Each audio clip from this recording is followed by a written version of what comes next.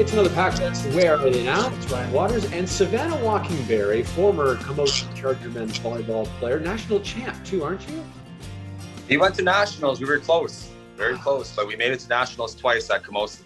Yeah. So tell us, where are you now? What are you doing since you've left Camosun? I'm back home in my traditional territory of Thunderchild First Nation, the Treaty 6 territory. I am an elected band counselor, one of the youngest counselors of the nation. Congratulations. So what does that entail? What is your role? So it's kind of the government of our nation. We are we're called headmen. We are the chief and council of the nation, and we are the decision makers, and we kind of look for how to bring value to our nation. And we are given. Go ahead. Sorry. No, we're just assigned portfolios. There's different portfolios that we're assigned to, and we kind of work within our portfolios and build our teams and kind of build our technical teams and execute our game plan. How is the team coping with COVID and not being able to see people? It's been a challenge. It's been a challenge. I guess the interaction of face to face and being in person it's not the same being digitally. So there's lots of challenges along the way, but we're doing our best to work with those challenges and find solutions. Was this an idea you had when you were at Camosun, thinking, okay, I'm going to go back home once I've graduated, or did this pop up randomly? Actually, no, this was never it was never a thought in my mind, actually, to be in leadership, to be in chief and council. I grew up on the nation, and I never really knew who chief and council was. I never really knew what they did. And it was just nothing that ever popped in my mind. I really wanted to be an athlete, a professional athlete. And that was kind of my goal growing up. That's what I worked hard at, I guess, taking the volleyball journey. I'm glad you mentioned leadership, because you become a natural leader when you're on the volleyball floor, especially in your later stages of your college career. So how have you taken some of those lessons from volleyball and being at Camosun and implemented them into your role now? Well, I really believe that everything in life happens for a reason, and that I really believe that volleyball was kind of my vehicle to drive me to where I needed to be, and that's when in a leadership position. And I learned so much. I'm so grateful for sports, because I was never the best. I was never the best athlete. I was never the best kind of student athlete. I struggled with a lot of things, and it was from an individual perspective.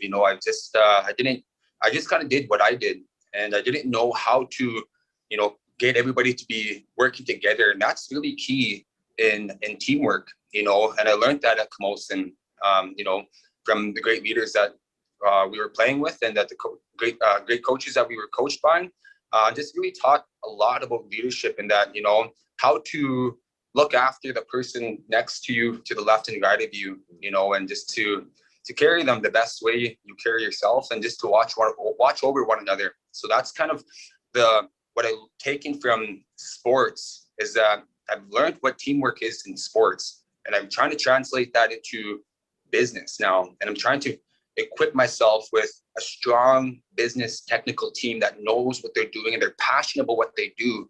And that's what I believe what strong, successful teams are, is that we're all passionate about what we do, and that we all work together for their common goal, to accomplish the common goal, and that's to be successful.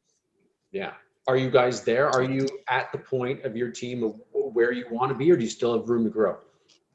There's always room for improvements, but we went from a transition from not so good to being, outstanding. I really believe that that's the stepping stone. We have to start somewhere, and I believe that we're in a process to getting where we need to be, where we must be. Sounds like you have lots on your plate, but you still play volleyball? Are you still involved in the sport? I'm trying to stay fit. I'm trying to be active as much as possible. I actually went and tried out at the one volleyball league out in Calgary when it first started, and I happened to make the team, which I was very grateful. And I got to play with a lot of great friends and great players and great coaches, and it was an amazing experience, and I was really grateful for that opportunity. Do you miss it now, though? Would you like to get on? I do miss it. I do miss it, to be honest. but I really believe that it was a time in my life that I really look back and I'm really grateful for, and that, you know, it was a time of growth. You know, I really believe that during that student athlete life, I really believe that was my growth period to develop the characteristics that I needed to be the person who I am today and who I'm striving to be tomorrow. When you look back, is there a moment, a memory that really stands out among the other ones? I'm sure you've had some really great moments there. Yes, I believe, you know, I guess one of the great moments was actually winning the PACWEST championship back to back. You know, having that, bringing that three-peat to Camosun, and I guess making it to nationals. You know, I guess I grew up on the First Nation of Thunderchild, and you know, there was very little opportunities there, my man. And you know, I really worked hard to be the best to be the best person I possibly can be, and that's, you know, on the court and off the court as a student athlete. And I really believe that, you know, just the hard work it took to get where I am today is you know, I really believe that, you know, hard work pays off, and I really see that through my career, and starting off with nowhere, not being known anywhere, and then having the ability to start off at Lakeland, and then becoming, you know, working hard there, having the all Canadian, and then being drafted or, you know, scouted by the #1 volleyball program in the country, which is Camosun. And I really believe that, you know, everything happened for a reason. And I found the Indigenous Family Support Program there that I really felt connected to Camosun through sport and through education. Is that the main reason and decision you went to Camosun? Not only that was the main reason why I went to Camosun, not only because they were the best team, but I really believe that that Indigenous Family Support Program really brought out the identity within myself, to be proud of who I am and where I come from. And I really believe that's important. That's key to me, is my identity, my Indigenous identity, my grassroots. Because I really believe if you don't know who you are or where you come from, you really don't know where you're going or how to get there. Yeah, well said. Can you give back, or have you thought about giving back to maybe some of the kids that look up to you and want to get them in volleyball? Maybe coach?